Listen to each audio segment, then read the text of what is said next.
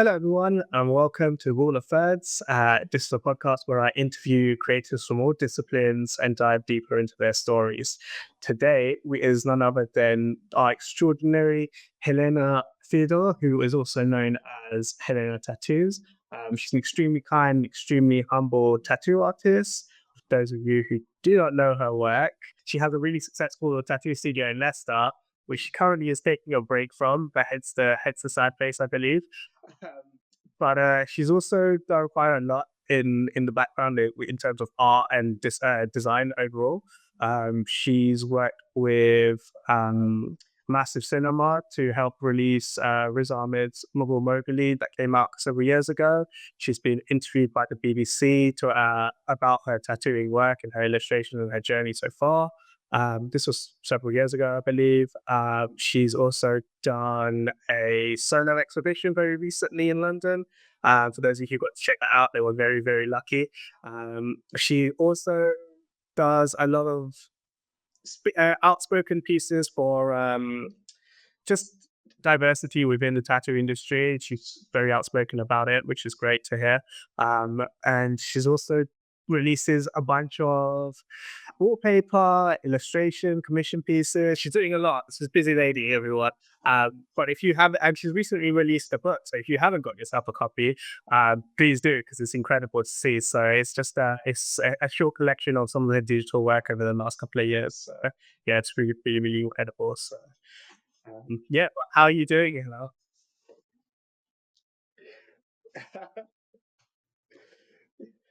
Yeah, yeah.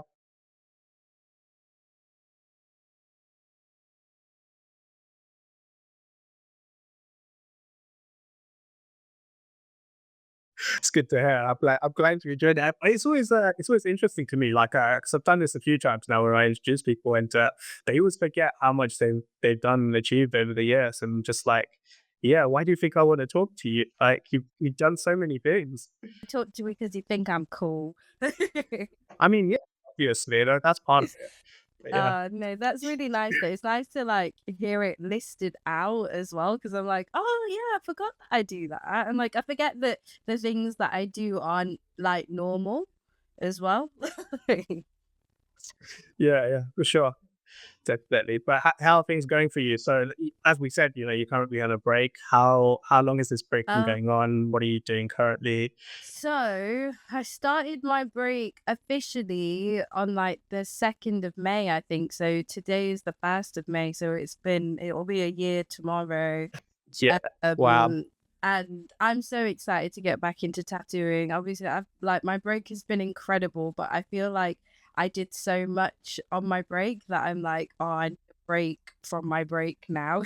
I just like use that time to venture out and do as many things as possible. Like you said, I made a wallpaper, I made a book, I did a solo exhibition, I was painting and like there's been so many things that I've been working on and I'm like, oh, I'm tired. But also I have like my beautiful house that I'm trying to renovate as well. So like, oh my, there's just always something to do in it. There's always something to do.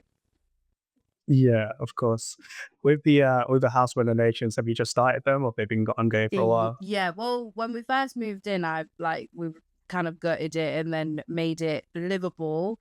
But now I'm putting like my own personal touch on it. So like I painted my bathroom a couple of weeks ago. Um and I did like a mural, painted everything green, and like I want to put like my touch on every single room. So I think like the downstairs bathroom is yet to have a mural in there as well, which I'm really excited to work on. Doing the garden today. Like there's always something. Yeah. Is this your forever home? Do you think you're going to be living here forever? I think we want to be here for at least 10 years, I think. So we've been here for 3 years now, I think. So which is so crazy. Like I don't understand where the last one, but yeah, I think we bought this so it's a little house. It's cute. It's nice for the two of us. If we bring another person in along the way, wonderful. But yeah, I don't think I could have like a whole ass family living in this house. It's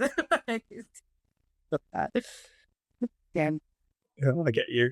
Yeah, Yeah, it's interesting because obviously you said you're painting your bathroom and stuff. Are you like increasing the price of your house just on the slide by like putting in murals and I hope it I hope it's something that adds value to the house. I personally feel like it adds value. It adds so much character as well. And I hope that if anybody does want to buy this house in the future, that they appreciate it. And even if they want to tear it down, I don't care. I painted it for us, like so. As long as we get to live in it and enjoy it for as long as possible, like yeah, it's all good. It's fine. But yeah, if I get a few pennies extra for this, it'd be sick. yeah, that's cool.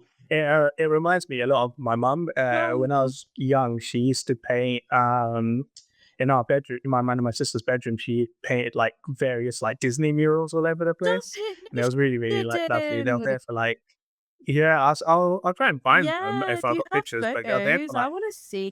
10, 15 years. Yeah, we did paint over them until I was like well into like my Oh, 20s. really? I love that. I love that. That's exactly what I want to do. Like when I have children, I just want to give them the most like fun, ridiculous bedrooms possible. And then when they get older, they'll be like, "Mom, that is so uncool." Sure, yeah, definitely. Yeah, I don't think I appreciate it as much as I do now, being like, "Oh, that was like It's incredible." so normal for you, though. You grew up so Yeah, normal. yeah, definitely. Yeah. Yeah, and she had this massive like hand drawn like Lion King poster that she had made, and it was just like, we have it framed somewhere in my parents' home store, so I'm gonna try and steal it one day and have it in my Oh, my that is flat. But so yeah, big. it's huge. Stop it. I love that. I was not expecting you to say that. That is actually so magical. What the hell? No, it's really, really, really nice, really cool. I Yeah, love that. I'm lucky. I'm lucky for sure. Oh, that's wonderful.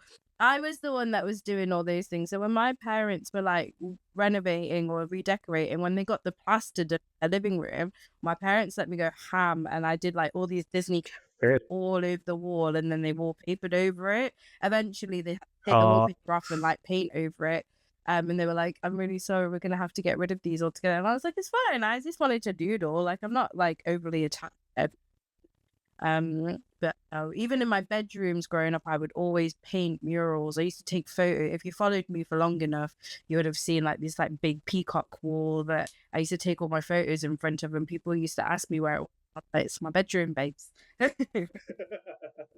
that's amazing. That's really cool. Yeah, I think I have seen them, like really, really old ones. Yeah, Was it on like a red it wall? was a black wall. It was really colorful. Okay, yeah. Honestly, I don't know what possessed me to like to do that in my bedroom. My parents were so like, "Yeah, fine, it's your room. Do whatever you want." And I just went for it. That's really cool. That's amazing. But and your parents creative? Like, did have they been very inspirational to My you on your journey? mum used to paint with us when we were really little. I remember she used to do these little tiny village ladies, and they used to live in huts and carry pots on their heads. Like, but I'm talking about like before primary school. Really, I don't feel like I tried to do a drawing day with her once, like a few years ago, and she was like, "I'm so bad at this," and I was like, "You haven't practiced in ages. Of course, you feel like you're bad at this. Like." Yeah, you just need to practice more. It's not like riding a bike. Everyone always says things are like riding. I don't know how to ride a bike anyway, but like, Yeah. but with like drawing and stuff, it's definitely something like it's. I don't think it's particularly muscle memory. I feel like you have to keep going at it in order to, yeah, have your own rhythm with it. No, definitely. I agree. I think that's very true. Yeah. Yeah, I don't think I'm a good illustrator these days just because I just don't practice. But yeah, my mum would always outshine me in my drawing skills. Oh, that's so She's wonderful. phenomenal. She's so good. Like, yeah, I love I'm very that. lucky to have such a talented illustrator as a mum. Oh, so wonderful. That's really, really nice.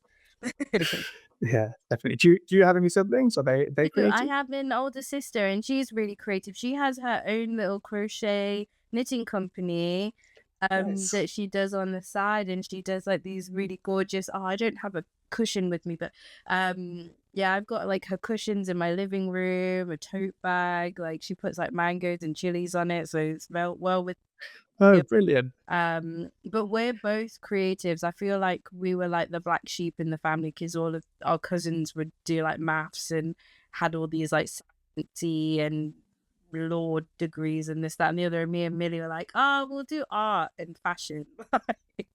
Nice, amazing. That reminds me of me and my sister because my sister's got a degree in like graphic design. Oh, cool. She has her own like studio that she does. Oh, So yeah, cool. all my cousins are very much the same, where they're like lawyers or doctors or like doing something growing up, and me and her are just like, yeah, we're just gonna draw for a bit. Yeah.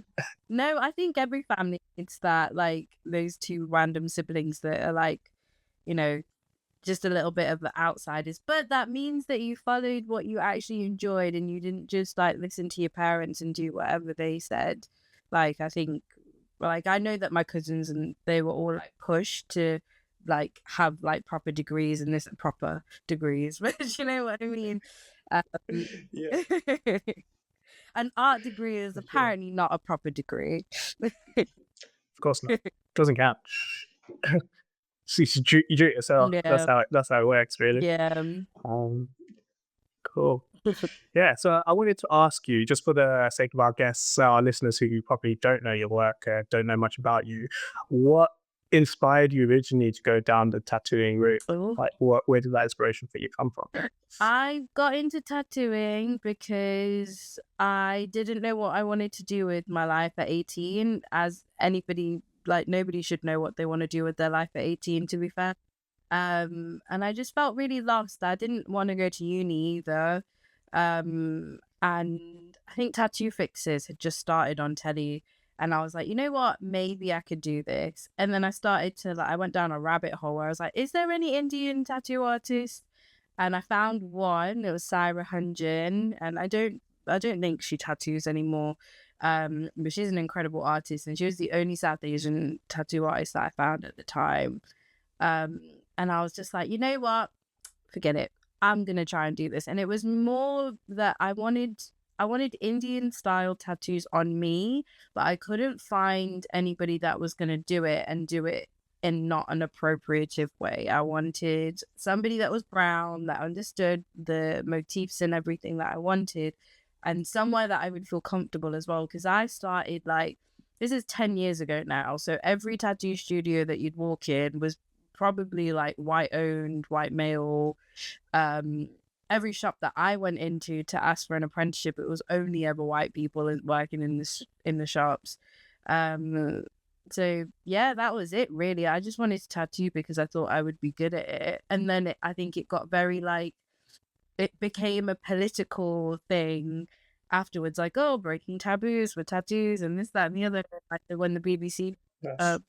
Um yeah, and it like, I didn't realize that me just going after the things that I wanted was such a like rebellious and like political statement, because it wasn't that I just wanted to tattoo because I thought I'd be good at it, and I didn't see my race or gender as something that was gonna stop me from being good at it. Do you know what I mean? If anything, I feel like it enhances my skill set. Mm, Yeah. yeah, definitely.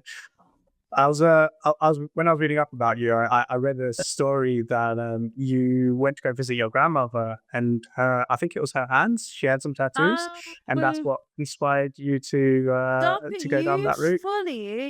You are in the depths.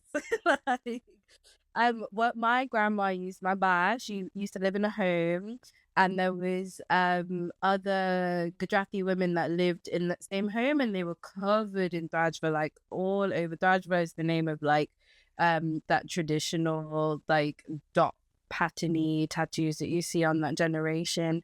And they were covered in it, and I'd asked my mum, like, what is it? Why have they got all these green dots all over their body? And mum was just like, oh, it's just something that they do. And I was just like, but what is it? And then it's when I got older, like, oh, it's tattoos. Like, they're just covered in tattoos, but they just look like that because obviously they're just so old. Like, uh, Yeah, yeah, and I was for like, sure. oh, if these women can get fully tattooed, why is it such an issue that I want to do it? So, uh, Yeah, yeah, of course. Did you ever like have that discussion with your parents of being like, well, you know, my grandmother's got tattoos? my grandma didn't have tattoos. It was the other people in the Oh, okay. home that had tattoos. Uh, Right. were my family aren't part of the caste that traditionally would do those tattoos, or they're not from I a see. particular part in Gujarat where they did them. So nobody in my family has them. but we were in close proximity with the people that would. So uh, that's why I was like, oh, I understand why you don't want me to get them, just because in like our family specifically, it's not like traditional for us to have them. But as like a culture, it's also like, and I also hated the thing that I was always told, like, oh, like Indian girls don't get tattoos, or you know what? Yeah, for Not sure. for you, You for know, the white men. yeah. Yeah. You know what's funny when you say that? My mom actually has three, Does she? Go on, which mom. is yeah. So my mom is a hijabi, so she is like Oh, covered is completely. it? Yeah. So she had three done when she turned 40, so I was probably around 20 years younger, so I was probably around my 20s Cool. when she had her tattoos done. Yeah, so I vividly like remember like going and being like, I'm gonna go do this before I turn 40 kind of thing. I love her Yeah, so much. Oh my god, I need to meet your mother. She sounds incredible. yeah. No, she's great for sure. Yeah. I love And her. yeah, it was always like, oh, okay, maybe one day I can get a tattooed out. She's always like, No. For me, so, yes. For you, no, because you are still my child. No. When I've in that, like, I feel like that happened a lot where I would tattoo Indian women that were like in their 40s and over, because they'd be like, all my life I wanted this thing and I was always told no. And then and then they get to a point where they're just like, I don't care. And it's such a shame that they have to wait, like they felt the need to wait so long. Like I remember tattooing one woman in her 40s and she was like, I'm so worried about what my mother-in-law is gonna say. And I was like, when does this end? When does this end, when you actually yeah, stop caring about like your like parents, you know? Like, my for God. sure. Yeah, I don't think it ever does. Well, it does with It's always gonna me. go. Could not give a That's good to my have. family loves me. Like, Yeah, it's good. Yeah, that's what it should be, yes, isn't it? You know, it's, exactly. yeah, yeah, My for goodness. sure. Then So yeah. yeah, for sure. With the like the tattoos that you saw the other Gujarati ladies having, like does that has that inspired your style at all? Because I know, because obviously, see, you've got Yeah, some I of the have same done kind of that style on on my you now. body. The thread for like as a motif, like those dots and stuff, is definitely something that I incorporate in my work, and especially like as a Gujarati person, like dots are in everything. I don't know if you know what bandhani is. Bandhani is like a printed fabric, and that's just like that's Yeah, full of dots. And obviously, like I would have grown up wearing those kind of patterns as well. yeah, So it's more just like things that feel comfortable and like relatable to me. So it's not and paying homage to those sort of styles. Um, but it's like I'm not intentional when I'm doing these things. I feel like it comes out by accident. Um, yeah. like it's not like, oh, I'm going to include this because it like has this or it resonates with this thing. It's that it happens. Like if I'm designing tattoos specifically and I'll name it Rajwa, I've obviously looked at references and things like that. But in general, with my work, when I'm working on patterns and things like that, I just gravitate towards using those symbols just because I've like grown up looking at them.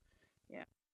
Oh, interesting. That's so incredible. Right, you just kind of like let it happen, and then Oh, whatever it becomes, kind of everything. it This is becomes. why I get so confused when people tell me how much they love my work. Like, I appreciate when people tell me that they love my work, but like everything that I make is just like it's like I guess it's like a brain fart. Like, it's like I'm Yeah, just like vomiting whatever's like in my head, and I put it down, and then occasionally show it to the internet, and then the internet will be, oh, God, this is amazing. I'm just like, that's cool that you think that.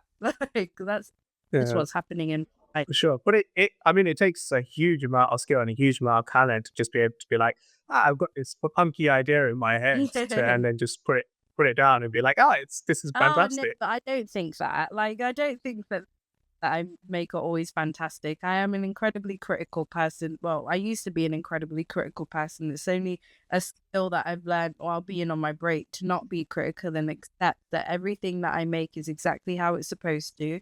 And when I am due to improve, I will improve. But at this point in time, if I'm bad at something, that's just how it's going to be and it will get better.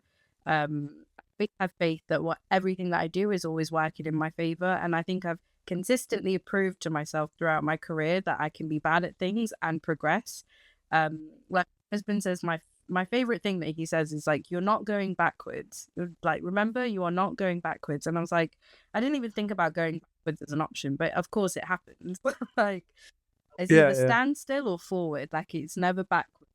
Really nice, and it's very comforting to know that like whatever I do, I will always be going forwards. Not, you know, even if it feels like I'm going backwards, I'm not. You know. Yeah, yeah. It's a bit like building on, I guess, like Lego, like building on top of Yeah, your bits no, of. definitely. But no, I'm not. I definitely don't think everything that I make is amazing. Like, I think a lot of the things that, especially the tattoos I do, it's the reason I stopped tattooing is because I thought that every tattoo I was doing looked like absolute shit. And I couldn't believe that people were getting them tattooed on their bodies. And I was like, oh my God, you're walking around with this. And I can't, that's a deal. But like, people love them so much. And now I have like a newfound love for the tattoos that I've done over my career. Like, oh, actually, it wasn't bad. Like, it wasn't, like, they're really good. Um, Yeah. Well, if it's any consolation, there's a massive Reddit thread on Reddit, where some lady has a tattoo that you did on the side of her leg, and people just love it. Loads of people are going crazy over it. It was posted like what? 5 years ago as well. Yeah, yeah. What? It's I found it when I was doing some research on you, and I was just I like, need to oh wow, Google this is cool. myself. What the hell are you Yeah, talking yeah. about? A lot comes up. So I love that. That's yeah, no, it's really cool. really cool. To Yeah, show me that. I had no idea. yeah. I'll send you the link. Yeah, please. What the fuck? Excuse me, but like, what the hell? So well, firstly, actually, how many tattoos do you actually have on your On persons? myself, it's over 50. I stopped counting like ages ago. I might be near the 60 mark. Might have already got. It depends. Okay. Hard to count.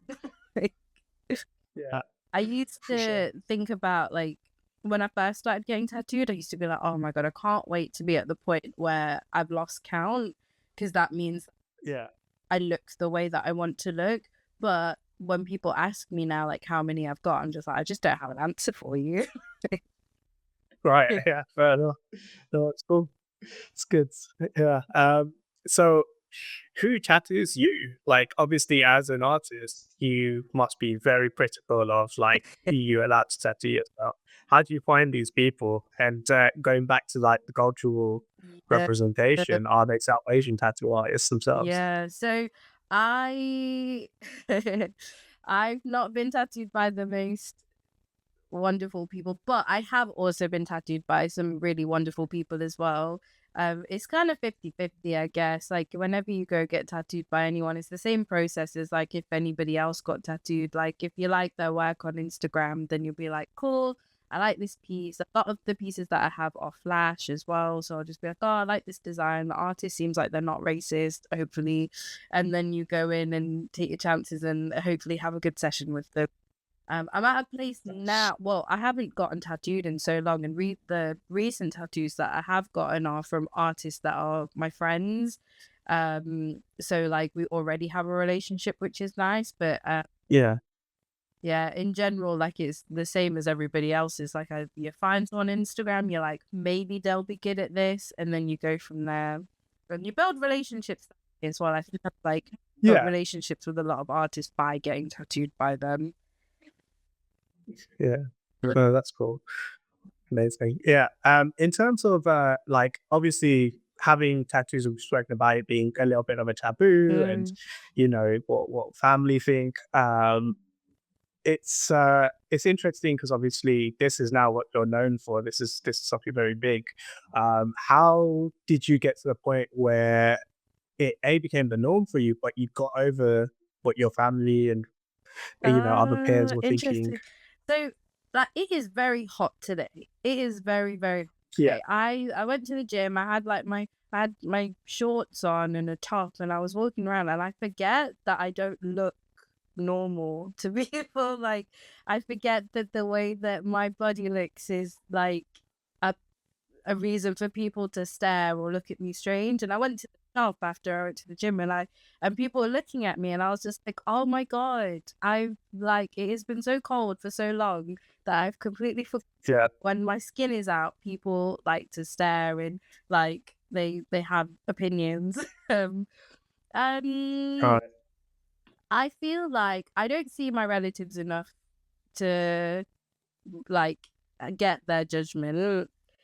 I think also because I tattoo, it makes more sense that I'm covered in tattoos. I think if you were a person that didn't tattoo and you were covered in tattoos, it would, I feel like that would be harder than like what I do, where people know that this is what I do for a living. So it makes sense that I look the way I do. The point where I stopped caring was only like last year, I guess, where I was just like, "You know what? Like, no matter what I do, people are always gonna have something to say, and they always have had something to say, and I'm very tired of it. And also, I'm grown now, like I'm a 28-year-old woman, and I refuse to made to feel small because of the way that I've chosen to live my life, because I absolutely adore my life. I adore the things that I do. I adore my job. I adore the fact that I can be this person and have this much of like a reach with the work that I create. It's such an honor and such a privilege. Like nobody can take that away from me, you know? Yeah, like that outweighs what anybody could ever say to me. How do you think people find their joy then? What is it that has made you, I mean, obviously the experience of knowing you wanted to do it from a young age and just being like, I could give this go, I think I could be Mm. good at this. How did you realize it was your joy? When I first started tattooing, I actually hated it because I was so bad at it. It's like the classic thing where, you know, when you start doing something new and you're not instantly good at it, you give yourself such a hard time because you're like, why am I so terrible at this thing that I really want to do? And it took a lot of perseverance and hard work to get to a point where I was just like, oh, I'm not terrible at this. And even then, like, it was only last I was like, I'm still shit at tattooing and I'm not at the standard that I want to be. But the joy part comes from, oh, how do you even describe joy? Because that's like when you say, how do you find your joy? I feel like it's all about, you have to have some sort of like good feeling about it. You know, there's something about it that's like, oh, this like feels good in my body and this feels like comfortable to me, or like it it's igniting like an innate sense in you. I feel that way. Like I just started like I'm teaching myself how to garden because I don't know how to garden. And when I was doing it, I was like, this is hard work. This is hard. And I was just like, it's so much fun just like playing in the dirt though. Like it's Yeah, so yeah, of much fun just course. playing in the dirt. And the same way when you do anything, when you pick up a new medium, when you try anything, you're just like, it's the adventure, I guess, like the adventure. And obviously, you can try things and be bad at it, but still enjoy the adventure that you got from it. So I think that's being more into like, is the process of like working on the thing. Does it feel good to do that, even if the outcome isn't what you want it to be? Yeah, Yeah. yeah. But it's about the journey and the exploration and just having fun with it. Yeah. Yeah. Yeah, I that's cool. think It's great. Yeah. Well, obviously you did your first ever solo exhibition. so. What was that? And you did it with presented by other bots. So like, Yes. what was that like? How did that come about? Oh. Can you tell us a bit about Is. that? So I wanted to do a solo show specifically because I'm shit at taking photos for the internet and I hate making content. So I'm like, I think my painting should be experienced in person. I put so much heart into everything that I make, and I feel like photos and scans just never do it justice. And I just wanted to make a space where people could come and look at them in person, and obviously I wanted it to look nice as well, and I didn't know how to do that, so I reached out to Leah from Other Bucks and I was like, I want to put on a solo show. Do you know any like venues or anywhere that I could start like having a little look at? Because especially because I'm not from London and I don't really know much about London anyway. And she was like, would you like Other Bucks to help you present it and put it on? And I was just like, hell yeah, I would. Ian and Guys. Kavya are so fucking incredible, and they literally took the reins and they were like, cool, this is the game plan. We're gonna find you a venue. This is how we're gonna promote it. Like they did everything for me. All I was in charge of was like the actual artwork itself, how I wanted it to be curated and what I wanted it to look like. And just basically like if I wanted something, they went and made it happen. It was Nice. mad. Genuinely Yeah. so great. I'm like that exhibition would not have been the way that it was like without them. I wouldn't have done a book signing. I wouldn't have had my own custom cocktails. I wouldn't have done like the panel discussion. I wouldn't have done all these wonderful things that I got to experience. And it was so like I genuinely did not expect my exhibition to go the way that it did. I didn't expect people to cry when they were telling me how much they loved the work. I didn't expect to meet hundreds and hundreds and hundreds of people in one weekend. I tried my best to say hello to absolutely everyone that came in. Um, yeah, and it was so surreal, like actually meeting the people that like your work and buy your prints like in person. Like, because when I just I do something and I post it on the internet. I feel like posting it on the internet. I don't create things specifically to share on the internet. I'll do something and then I'll be like, oh, maybe I could like make a post about this. And then like the fact that people give a shit and want to look at it baffles me. Yeah.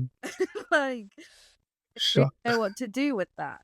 And like this as well, like you wanted to like talk to me and I was just like, cool, okay, we'll talk about like I have no expectations.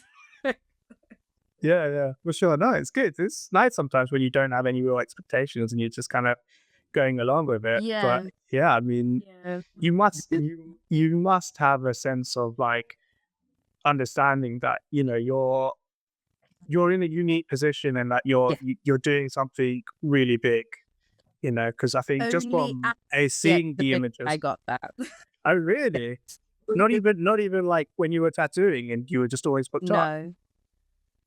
Oh, wow, that's interesting. Yeah. Why? What do you think that shift was? Was it seeing the people physically Yeah. in one room? Honestly, having my exhibition literally changed my life and like my perspective on like everything, because I was like, oh my god, I didn't realize the value that I have. And even like the way that people like you like talk about the way that I talk about myself and like my mentality towards things, because like the people that know me and the people that are in my lives, like I talk like this to everybody, so they know like Helena's just being Heleena, like. But when you like from an outsider's perspective, like you find it really fascinating, and that baffles me so much. Like, like, and like, then when I like meet people and they tell me about my work and how much I mean, it baffles me. I'm like, the hell? Like, I just had an image in my head. I had to get it down, and I did, and I shared it with you. I'm not expecting you to connect with it on the level that you do. And I appreciate, like, I'm so grateful. Like, I'm so grateful, but I don't understand it at the same Right. Yeah. So interesting. time. When people ask me for like advice on like how did you go on your break, how did you get, I don't have anything to say. The only thing that I advise you on is do something that you love, do it with vigor and passion, and make sure that you're being true to yourself, and then shit like this happens. And that's literally the only thing that I can really advise people, because it's literally the only thing that I have done. How I guess the only kind of question that pops into my mind when you say that is, how do you know you're being true to yourself? Obviously, great things will happen as a result of it, but in the moment and as you're going about it, how do you know it is the truest thing for you? How do you know you're being I honest? follow my gut with everything. My gut is always right. So like I'll give you an example. So this week I was packing my orders, and like packing my orders, I do it all myself, and it is a job. It is a hard job to do. It can be really overwhelming. I have a small house, got a lot of orders to go through. And my gut was just like, even if you don't enjoy doing this thing, don't don't do it if you're not enjoying it, because your energy of like, I don't want to do this, I don't want to do this is like ruining everything? Is he like ruining the like process of it all? Go back to it when you're in a place where you can actually fully appreciate what it is that you're doing. Because like while I was packing my orders, Yeah. I wanted to paint my bathroom, I wanted to do the garden, I wanted to do the dishes, I wanted like there was all these other things that I need that also needed my attention and I wanted to put my attention onto. And I was just well, take whenever I enjoy something or whenever I can actually be in a state of like appreciating and seeing the value in what it is that I'm doing, then I will do that thing. If I see it as like a chore or if I'm like, oh, I hate this and it's making me feel like shit, not doing it. Does that make sense? Yeah. Yeah. Yeah. No, it makes It sense. feels really like selfish because like we're not brought up to do that. You do it even if it's hard because you have to. You know, everything is like you have to pick this even if you don't like it. It's like going to a random relative's wedding. Oh, I don't want to go to their wedding, but I feel like I have to because I need to show face. Like things like that. Like you don't no one's got a gun to your head. You know, the world is not gonna end if you don't do it. This is Yeah. and I have to tell myself this as well because I can be incredibly critical of like myself. I can be very hard on myself, even though I speak like this. It doesn't mean that I don't have like my own mental battles where I have to be like, calm the fuck down. Nobody's gonna die if they don't tomorrow. You know, like you are not enjoying making yourself miserable. Like just take a step back and then come back to it when you have the capacity to be like, oh my god, I have a book. People want it. Oh my god, I and out like see the value, the honor in it. Yeah. That's really good advice. I don't, yeah, I think it's important to hear it from other people's perspectives. But that's great to hear. Yeah, yeah. I mean, as someone who hasn't been going to a lot of family weddings recently, just out of like busyness or whatnot. But yeah, eventually I've gotten to the stage where I've started to miss it, and I think I'm ready to go back to Oh, it. good. But yeah, See, yeah, because you've missed it. Now you're like, cool. I can actually fully appreciate going to this and being part of that celebration instead of feeling obliged to do it. You know? yeah, yeah, definitely. And obviously with Asian families, there's always drama, so Yeah. it's wanting to step away from that more than anything Yeah. else. No, So definitely. Oh gosh. Got so many weddings this yeah, year and I'm genuinely so excited about it. There might be drama, but I'm nice. like, let's go for the food and the cute outfits and let's celebrate the Yeah, couple and see them fall yeah, in yeah, love for all sure. over again on their wedding day. I'm excited for you. Brilliant. No, that's really cool. How just segueing a little bit here, how did you go from like tattooing to like the kind of illustrations you're doing now? Obviously, I know you've always illustrated because you have to with tattooing. You're using your iPad a lot. You do Procreate, but then when did it become like physical, tangible paintings? How did that jump happen? Why did you do it? So, so I don't have to illustrate because I tattoo. A lot of tattoo artists don't illustrate because they don't have the time to. They'll draw flash and they'll tattoo and that's it. And they might occasionally come out with some sort of illustration, but generally they don't make work outside tattooing. Because again, they just like all of their creative energy is going into tattooing. You're drawing like at least 4 or 5 pieces a day. You're creatively spent after that.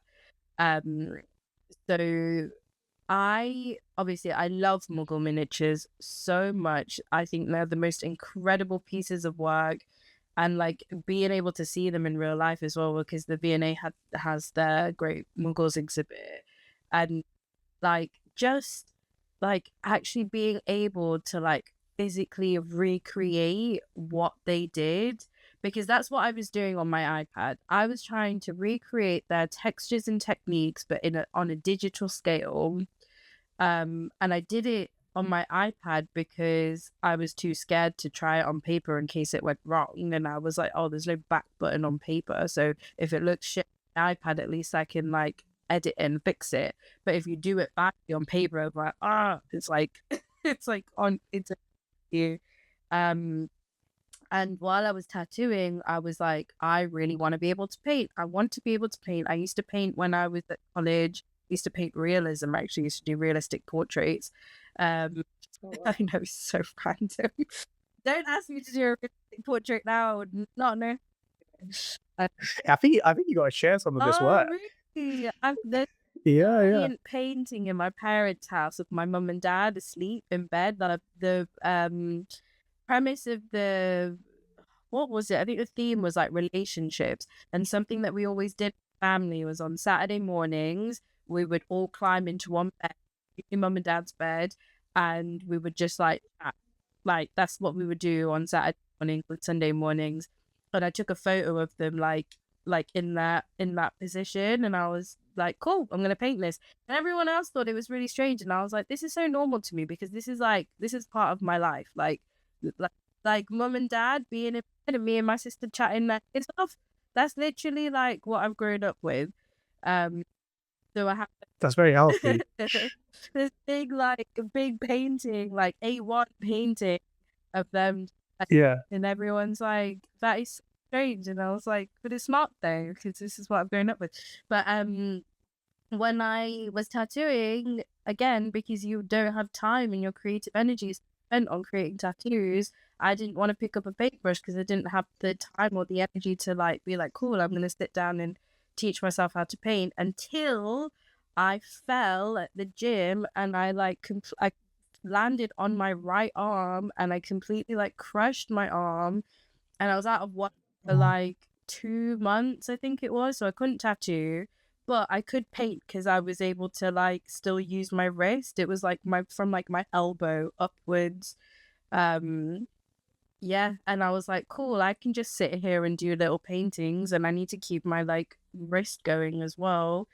And yeah, and then all of a sudden these paintings just kept coming out, and then that's what inspired my break because I was like, oh, it'd be nice to have all this time off, but without the pain one. And it also showed me that I was capable of having an extended period away from tattooing and still be fine because I was still able to sell prints and things like that while I wasn't tattooing. So I was like, cool, I can do that on my break. So even though I've not technically been working on my break, I've still been selling things and like, paying my bill. yeah. No, that's good. Of course. Yeah, still gonna end up homeless for sure. Yeah.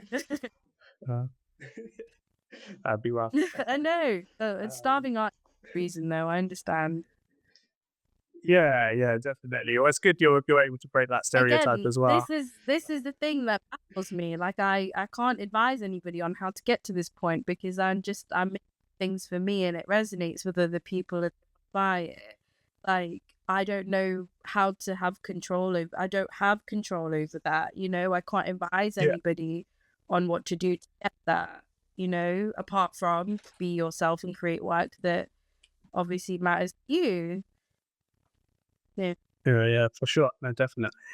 Do you when you're like creating the Mughal pieces, like what is it about that period of time or that style of work that kind of draws you to it? What is it about?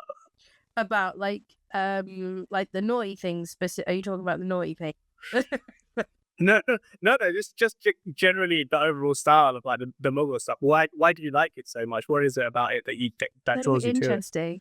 So growing up, my parents had like those classic like fabric paintings that they brought back from India. Mm, And I think in like a lot of my interviews, I talk about this one particular one, the siren. There's I talk about this one specific painting of a woman sitting in a glass and she's being admired by a man, and she's got like the skimpiest little bralette on.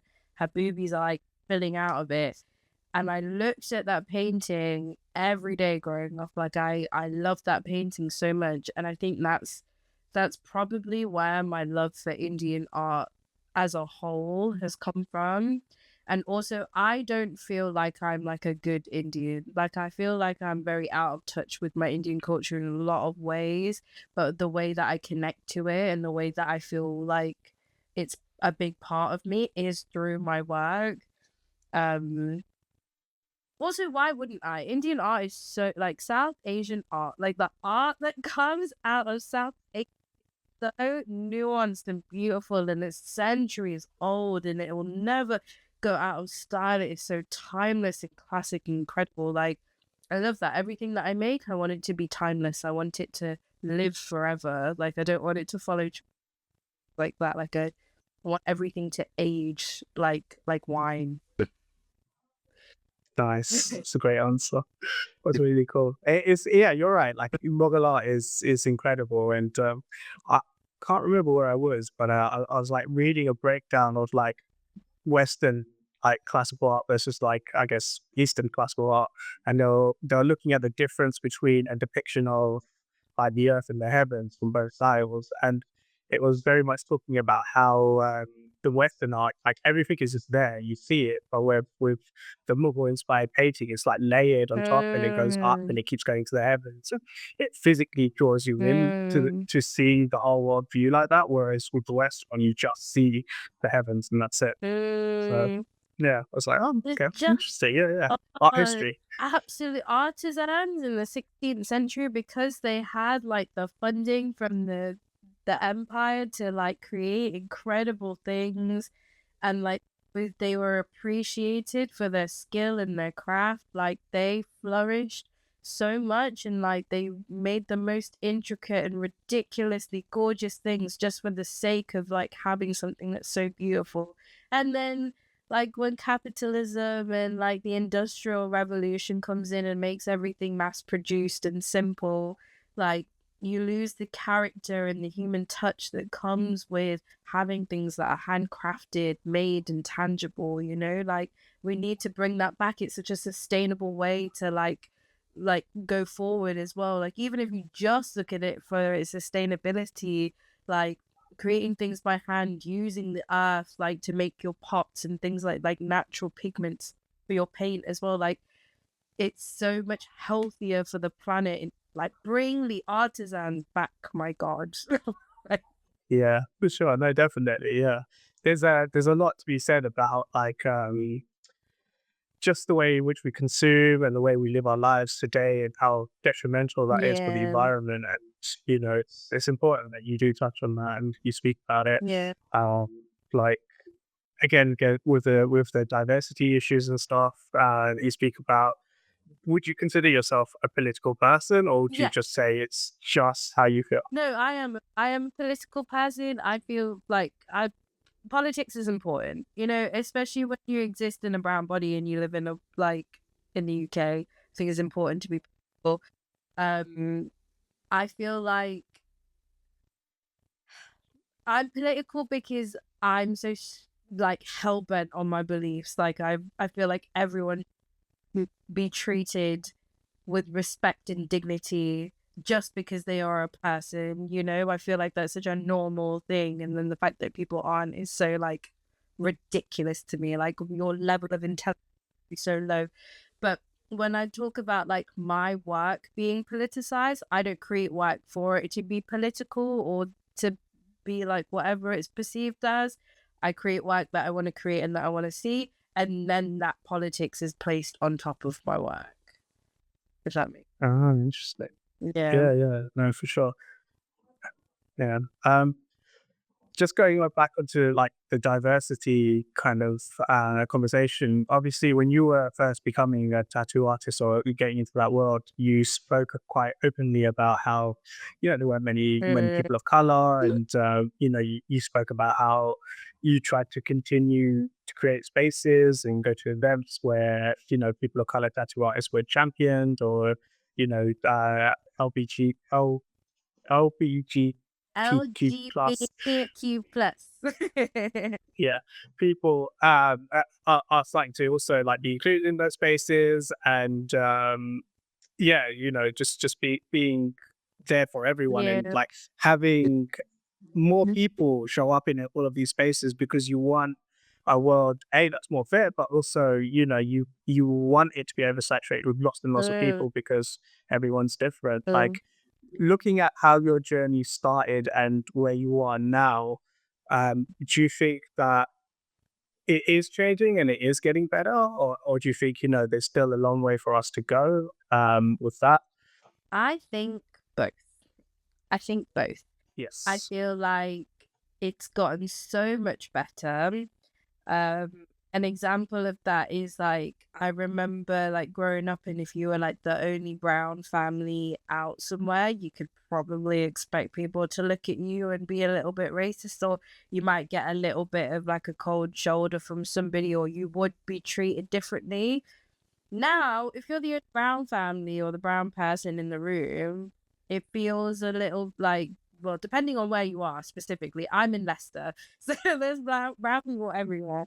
But it feels more comfortable, I would say. I feel more comfortable. Like we went somewhere yesterday, and I was just like, we are the only brown people here, but it felt comfortable. I was like, you know what? These white people, they don't hate us. They're used to seeing these people like, like um, and obviously I'm a very heavily tattooed person as well, so that also draws attention. So I don't know how I'm gonna be perceived by people. And people have been nice. I'm like, cool, wonderful. That makes me feel good. Whereas before, people would just look at you and you could feel judgment and stares. But now I feel like I get it less. Um, I did get it just then at the shop, but it's still not anywhere near as like what it used to be. The level of discomfort definitely not as like awful, because I feel like it's more normal to like one see like brown faces like everywhere you go, and two, to see tattooed people everywhere you go. And I think like if we talk specifically about the LGBTQ plus community, like I think it's more normalized as well to be like openly gay and queer and like be in like same sex relationships and things like that. But like people don't bat eyelids like they used to, you know. But trans women have just been told that they're not classed as women by the Yeah. who has no fucking right to say anything about that. Um, For sure. so we are like, we've got a long way to go. We have a long way to go, but I know like as a society and like our communities as well, like we ain't gonna stand for that. You know, if we don't stand for those marches, we're so political, we'll protest, we'll use our social media, we'll speak outwardly about all these things. Um, and that's how it's getting better. We're using our social media like so, I feel like we're using it so well for these things, like in particular. For our politics, I think social media has been so incredible. Like, yeah, the best tool for politics. Yeah, no, definitely. I agree. You can learn so much about what's going on in the Yeah, world and like where change needs to happen or where you can help out yeah, just from social media. So yeah, it's good. yeah. Yeah, definitely. We'll get, No, it's I have great. no doubt Yeah, we'll yeah. get there. Like, it might in our children's lifetime. I do think that the freaking the this generation that was above us, they just need to go. They need to go. Once they are gone, honest, I know it sounds terrible, but it's them. Like this is Yeah, their yeah. generation. They are the last to inflict such horrors on the world, because I think our generation specifically, we don't want a war. We don't want. We don't want like privatized We don't care. healthcare and like we Yeah. want things to be accessible as possible, and our generation has had to struggle so much because of the previous generation's greed that like we will fight to get there. And I have no doubt in my mind that it's all coming, and like we should be able to see it happen as well. Like we No, will. definitely. Yeah, I agree. I agree with a lot of that in terms of like, the previous generation has done a lot wrong Yes. and they're still holding on to their hordes of wealth and Yeah. greed. But yeah, There can't be is a what lot of happened. people in our generation that are stupid as well, though. But like I think we Of outweigh course. them. Every generation has happens. Yes. But yeah, I think I'm reminded of the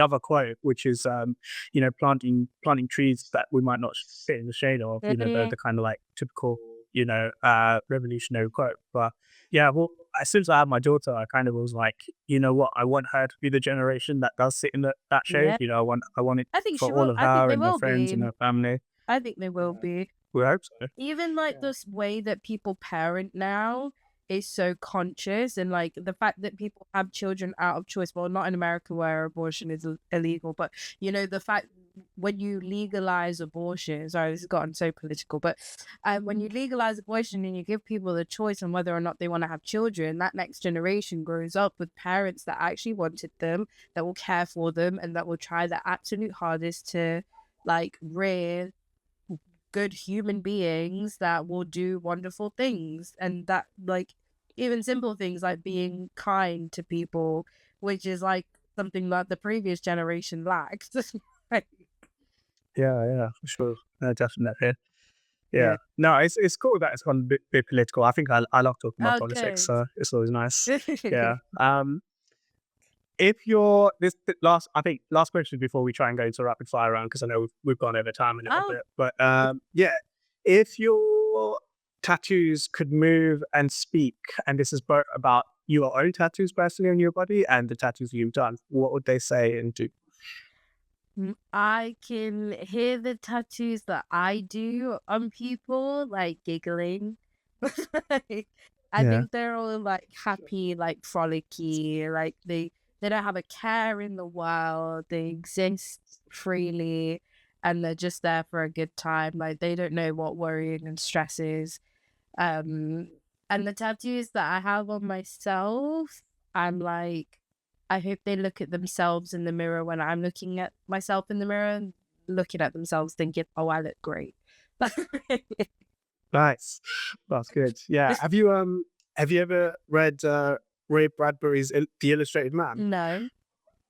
It's a book about, well, it's about a serial killer, but the premise of the book is really interesting in the sense that this man is covered from head to toe with the exception of two spaces on his body in tattoos, and the tattoos move and they tell a story of the future. Each section of the tattoo tells a different bit of the future from different areas. Well, Um, and the bits where he's got spaces are for his next victims because then their faces are bearing those spaces. But you only find out like at the end. I'm just spoiling this entire book, but yeah, it's really interesting to always have this idea of like have seeing tattoos move and like telling a story. Yeah, I love but that.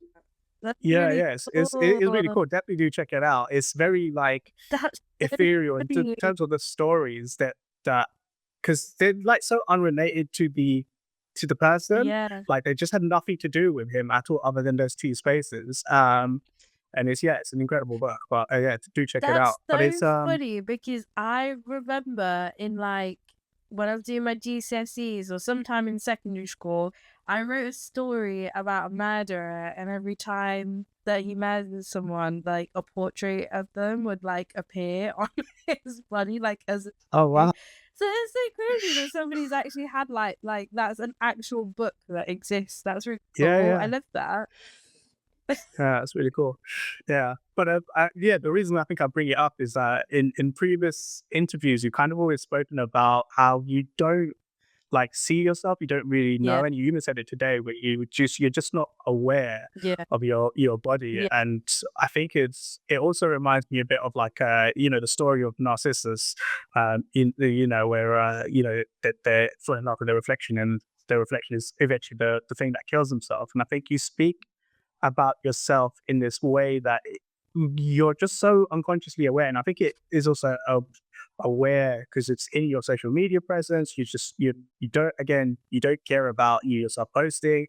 And I know you say it's because you're lazy, but you don't follow into those trends. You don't do any of that kind of stuff. And I think living in the age of narcissism as we do, where everyone's kind of doing that stuff, it's so refreshing to see someone like yourself and to see you being successful because it's different. Your approach is so different. It's so Mm. refreshing and so incredible to see and to hear and Thank yeah. No, I feel you. really honored to be able to speak to you. Oh, I Yes. appreciate that. That's so because that's something that I feel quite like self-conscious about because I don't do those things. I feel like I'm lacking because I feel like I should, and that's why I call myself lazy because I'm just like I cannot be honest. I cannot be honest. And I think the thing with like my tattoos on myself, like I feel like I look exactly how I'm supposed to look. Like, I think this is what my body is supposed to look like. So when other people have an opinion of it, it really like it confuses me because I'm like, no, but this is my form. This this is exactly how I'm meant to exist, and I know that so innately about myself, and I understand that people don't get that because I feel like it's such a specific thing. Like if you're a very heavily tattooed person, I don't know if like everybody that's heavily tattooed always remembers that they don't look like everybody else. Do you know what I mean? It's so progressive as well. Like it happens over time. Like I've been building my collection since I was like 18. So I've progressively looked like this, as opposed to like I just woke up one day and I'm like head to toe, you know? Like Yeah. Yeah, for sure, definitely. yeah. Imagine though if that just happened one day, you're just Yeah. like, oh, Well, I okay. would have dreams like that. I would have dreams where I would be like covered in tattoos, and then I'd wake up and I'd be like, I'd be sad that I didn't look the way that I did in my dreams. I'd feel like something, like a big part of me is missing. And I also think because I look like such a traditional South Asian woman, like in my face, like I feel like there's so much inside me, you know, there's so much creativity, there's so much fire, there's so much going on inside my little world that I have, that like my tattoos are like the thing that make it visible on the outside. I feel like I match what's happening on the inside. You know what I mean? Yeah, Yeah. of course. No, it's cool. Yeah, it's great. It's great to hear you talk about yourself and just talk about your tattoos and your connection to them. It's really interesting. Yeah, especially from someone I think because I don't have any, and I've always kind of like wanted one, Yeah. but yeah, I just need to bite It's the bullet one not day, for maybe. everyone unless you have like this burning feeling of like, oh my God, I really, really want this thing and I'm so excited to get it. Like, don't just do it for the sake of it. I feel like everyone always says, like, oh, I really want a tattoo. I want a tattoo just so that they could experience what it's like to have a tattoo and like to live with one. But like, unless there is something that you're like, oh, I need this, I'm going to explode if I don't get it, you don't need to have, like, it's the it is what it is. Yeah, subconsciously like getting people out the door Yeah. instead, not get tattoos. Oh, that was cool. Final question, I think actually before we move on to our I'm rapid ex fire round. Um, what do you think of on tattoos? Oh, interesting. How do they make you feel? I don't have any arm tattoos. I've got a swastika on my arm, actually. Nobody says anything about it because obviously I'm Indian, like, you're not gonna think the Nazi symbol. Um, but arm tattoos, I remember like tattooing this like older woman. I did an arm tattoo for her, and I think she had like a tote bag with an orm on it, and she was like, "Orm is for everybody. Orm is for everyone." And I was like, you know what? In Hinduism, Orm is for everyone. Orm is the sound of the universe. It is everything, and like. I used to feel so triggered when I would see like white girls with Orm tattoos because I'd be like, you don't care. You just think it's a fun, it makes you look exotic and, makes you look cultured. I think there's a lot less of that happening now, especially because people are aware. But I do think the people that understand the importance of Orm and what it represents, I think they're more inclined to get it. And also, I'm not the Orm police. Like, I'm not the Orm police. I don't know what you have been through. I don't know what practice or journey you have gone through looking at you. I can just only hope that the tattoo that you have gotten has come from a place of respect and understanding. And who am I to judge you? Yeah, for sure. No, definitely. That's a very political and good answer. Yeah. Okay, cool. Yeah, just gonna, because I don't want to take up too much more of your time. I know your No, I'm husband's slaving enjoying away in the this. garden. Carry on. Yeah. Yeah, go Okay, for cool. it. Yeah, just rapid fire questions, if that's okay. Cool. So, just gonna ask you some random questions. What kind of music do you like? What kind of music are you listening to? I'm obsessed with my Dochi radio. I love Dochi so much. During my break, I listen to a lot of Japanese pop. I love Japanese pop so much. I'm a big Frank Ocean Scissor fan, and I also love indie rock so much. Like, give me old school rock. I'm here for it. Yeah. Nice, cool. Do you Do you know who Glass Beams are? No, I thought you were gonna say glass animals because I love, but I don't know who glass beams are.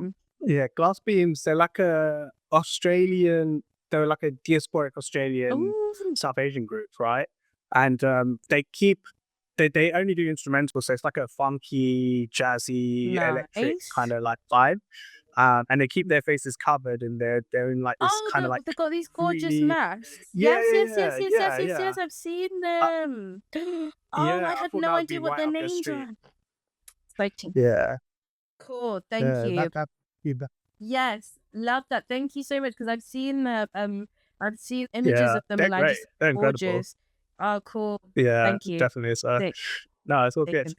Taken. Um, yeah, is there anything you're reading or watching at the moment that you recommend to people? I just finished. Oh, I really love The Apothecary Diaries. It's an anime. It's ongoing. I think there's a few more episodes left, but I love Apothecary Diaries. I love One Piece. Um, Nice, um, big fan. what am I watching? I'm not reading anything at the minute, but I've got this gorgeous copy of Sensual by Henneka, who's a tantra expert, and she sent me a copy of the book, and oh my god, it's incredible. And I was thoroughly enjoying it, and then I got distracted with life, and I've not been able to pick it back up again. But it's amazing. I got it right here actually. Um, Henneka Patel, Sensual, amazing. It has been so eye-opening to read this actually, because like the Kama Sutra talk, I was reading the Kama Sutra as well, and I think everyone should read erotic literature, mainly not because like it's like a sexy thing, but it talks about how you should live your life in a fulfilled way. Like that's basically what karma is. Like the act of pleasure fulfills you and leads to a healthy and happy lifestyle, because it's something that we all do but we just don't talk about it. But like in this like first century, it was something that was worth studying. People genuinely like cared about the science behind it all. um but yeah, those things, do it, read about it, it's great, freeing. Yeah, you said you got into anime somewhat recently, so Yeah. yeah. What got you into anime? What was the show? I used to watch anime when I was like 18, 19. I used to watch Attack on Titan and like Death Note and all the, all the classic thing.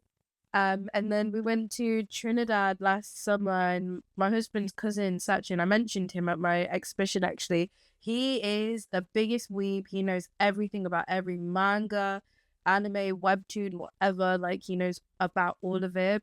And I started reading Berserk. Um, Oh, yeah, so nice. I Okay. finished Berserk, but obviously there's new chapters Yeah. out now. Um, and then I just got back into it, and I was just like, cool, I'm gonna start One Piece and I'll watch all these things. He had a lot of recommendations. I just love Yeah, yeah. how Are you like watching One Piece from the beginning? what was that? Are you watching One Piece from the Yeah, beginning? so I started it last year and I'm like 900 and something episodes in, but I like to binge it in sections. So Fair. yeah, if I'm gonna watch Yeah. One Piece, I have to like sit and only watch One Piece. I don't like doing an episode now and then because I feel like the story slow as well. But if I'm gonna watch One Piece, it has to consume, like I need like a week to just Yeah. I hate you. um, Yeah, I basically watch it in batches, so I stop for a really, really long time, and then I just oh, run through it until I catch how's up, it and then going? I Where are start. you up to? I'm ahead of where you're Are at. you in Wano I'm Kuni or on. you're in Egghead? I'm in Oh, Eggheads. cool. Well That's the area I'm done. at the moment. Yeah. So I mean, I've been watching it since I was 12. So Really? it's yeah, yeah. It's been a great show to like Yes. Oh, live. I'm I so like. jealous of the people that got to grow up with it. I'm sad that I started it so late, but I'm like, honestly, it's such an incredible show. Like, I understand why and I'm not mad if they carry on making more because I can't get without it now. Like, it's too It's great. It is a good show. I tried to get my daughter to watch it, right? She's Stop probably a bit too it. young for it, but I put it on and she was just like, no, no, no, no, let this, stop this. And she just like was Uh, like, change it. I was like, oh, that's real sad. I when want you she's to get into older, she'll anime. appreciate it as well. Especially Yeah, like yeah, Luffy is such a definitely. great role model because I feel like that is like the power in being, you know, you just need to believe that something is possible, and he goes all out and makes it happen. Like that's the epitome of like what success looks like. Yeah, for sure. Yeah. Cool.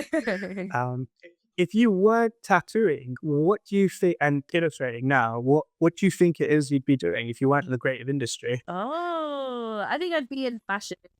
The original idea was to go into fashion. I did fashion one during my A levels, and I wanted to go to uni for it as well.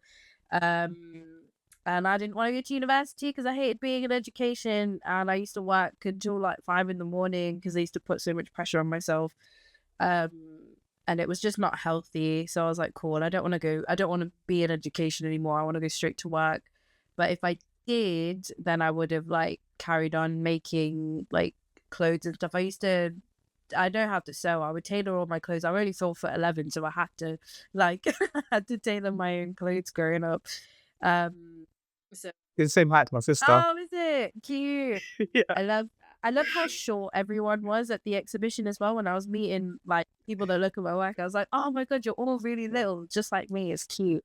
because your husband is really tall as Yeah, he's well, six like two. surprisingly so.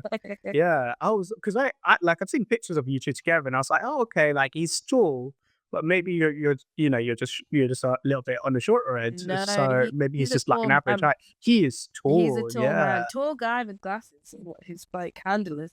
Um, I forget that he's so tall. I forget that it's not normal to like be in a relationship with someone where the height difference is so big. But oh my god, it is so handy. It is so handy. Like anything that I can't reach, he can do for me. And like vice versa. If I like it is so handy having a tall person in your life because things are so inconvenient when you're small, and just like having a ladder essentially just living in your home is just like can't complain, man. Yeah, for sure. Us average sized people's just struggling I with know. life, I and was you two are like, just killing it. see, you need a tall person to come and help you out. Like, I love it. Cool. How do you deal with creative block if you get creative block? Creative block is a sign to rest. Creative block is Yes. a sign to rest. If you are forcing yourself to make something to hit a deadline or some shit, you are not going to get there any faster by being like, I'm so blocked. I need to make, I need to try, I need to try, I need to try, I need to try. Stop it. Stop it. Pisses me off when people are like, I'm so blocked and I can't make anything. I'm just like, well, the point is to not make anything. The point is to just exist and just enjoy and like yes, follow your joy, go for a walk, have an ice cream, you know, do things outside of your work. And then when you stop fixating on trying to find the thing that you need to make next, then it will come.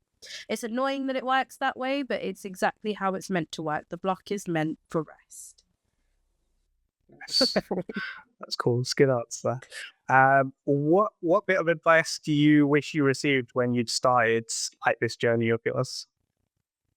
I just wish people were a bit nicer to me, to be honest. My dog to say hello. I wish people were nicer to me, excuse me. And more I wish that the people around me saw how special I was without me having to prove that I was special. Like, I know that when I have children, or even just like when my friends say that they want to do something, there is no doubt in my mind that they are like incapable of, you know, they can get everything that they want out of life. And I think that about literally everyone. I think everyone is capable of achieving the things that they want in life as long as they go out and try. But I feel like that wasn't something that I got growing up. Everything was just like a deterrent, like, oh, maybe you should stop, maybe you should get a regular job. This is tattooing thing isn't working. Like, why do you even want to do this? Why don't you do this instead? Why can't you be a henna artist instead of a tattoo artist? Like, there was just so many things that people just constantly just like trying to deter me away from this. And I'm like, no, now I have to grow thick skin and tell you all to fuck up slightly because I've not done all of this to prove myself to anybody, but it kind of pisses me off when people look at me now and they're just like, "Oh my god, you paint things and you make loads of money," and I was just like, "Well, no, but yes, but look what happens when you don't listen. Like, if I took your advice, I wouldn't be." Yeah. So, Yeah, no, it's true. It's true, definitely. It's hard to also imagine that as well because it's I not that they want to share in your success or be a part of your success necessarily, but uh, like it's just they wanted something different from you, and it might not have got you to the kind of like fulfilled lifestyle you're living yeah, now. there's not been any examples of it as well, which I understand. Mm, That's like, yeah, again, like, if you have enough fire and passion to do something, I feel like everything is so. I'm not saying that I want to go to space. I'm not saying that I want to like buy Lamborghinis and things. The things that I wanted out of life were not impossible. Like, even like when I said that I wanted to buy a house, like the first thing that one of my cousins told me when I said that I wanted to be an artist was, "You'll never be able to buy your own home." I bought my house at like 23, 24. Like, I went out of my way to make sure that the things that I wanted in life I got. But I know that that's a testament to the kind of person I am and the amount of perseverance that I have with the things that I want in life. And I know that a lot of people also don't have that. But also have faith in people, man. Support them. Like, if they want to do something, if they fail, it doesn't matter. Be there for them when they fail. At least they tried. Like, yeah, are no, definitely. trying. Yeah, our society needs to allow for that space more, I think, Yeah. just people being able to try. Because, like you said earlier, like, kind of, like, you shouldn't really know what you want to do when you're 18. Yeah. Like, you should allow more space. Education should be a bit later on in life. We should be working, we're probably in our, like, 30s or 40s Yeah. kind of thing. Yeah. But, I even told, like, 'cause my husband's got two younger cousins. I was just like, "What do you enjoy? Not what you want to be when you're older. What do you want? What do you enjoy now? Follow that thing, because you're probably gonna change your mind in like another 2 years or something. Because you're so young, you should be a different person every year. You should be a different person every year. You should be growing and constantly. Even as an adult, I feel like I'm a different person every year, because like I constantly do work on my mentality and try and learn and grow. And I think we should all be doing that. I'm so sick of people being like, "Oh, this is the way I am, take it or leave it." Like, shut up. You're so capable of being more, you're capable of being better. You should just try and give a shit. And we should allow grace for people to try new things, be bad at those things, progress, or try new things and figure out, "Oh, I've tried this thing and I don't like it." It's fine. yeah, It's yeah, okay. for sure. The sky did not Yeah. fall, you know? Yeah, for sure. Yeah, if you miss a deadline, it's not the end of the world kind of thing. No. We're not saving people's lives. Yeah. No, I know it's inconvenient when you miss a deadline, and I live with myself, especially with my orders, and I'm like, "Oh, I'm so sorry you have to wait so long." But also, nobody died. Nobody died. Yeah, it's all good. Yeah, it's not the end of the world for sure.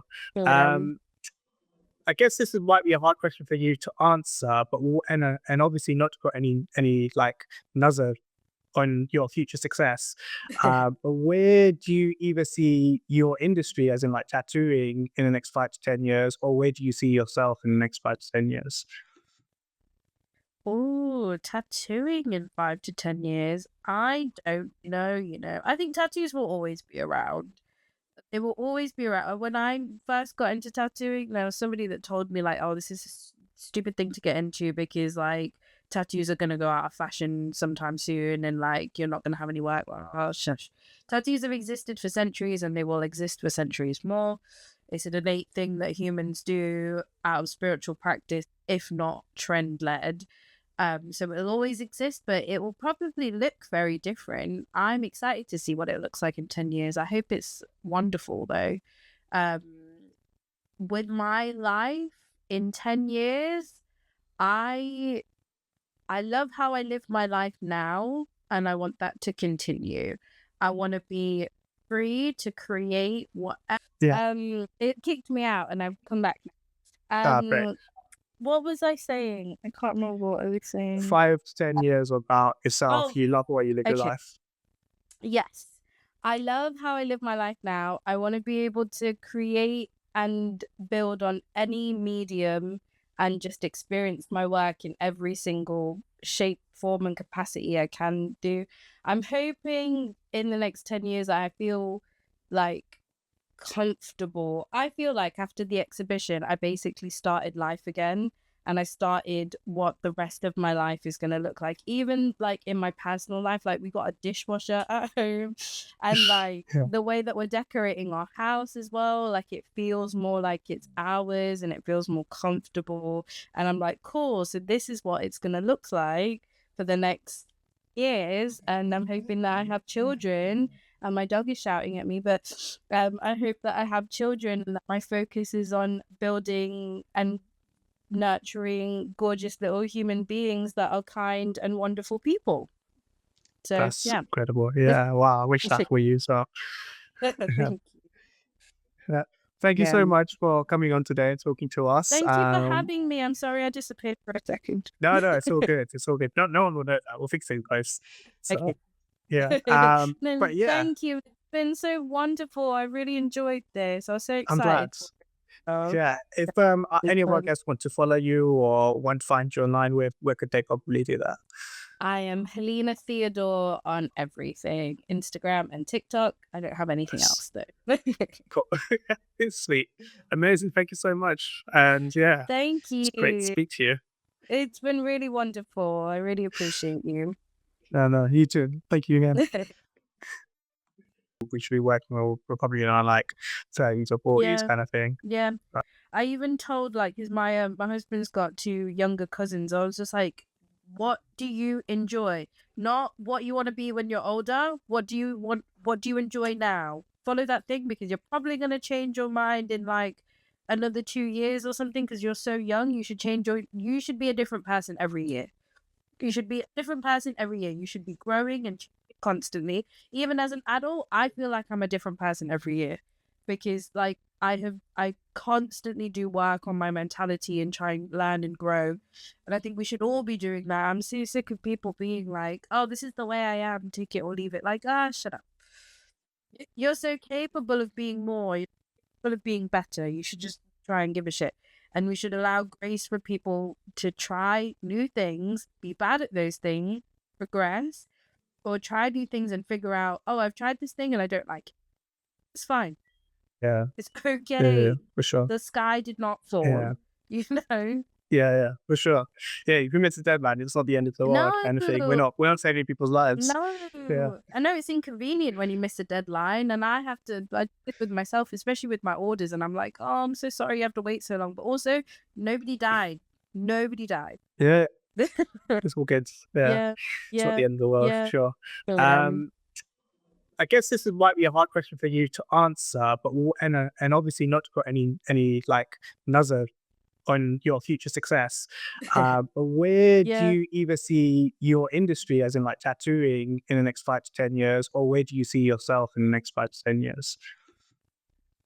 Oh, tattooing in 5 to 10 years. I don't know, I think tattoos will always be around.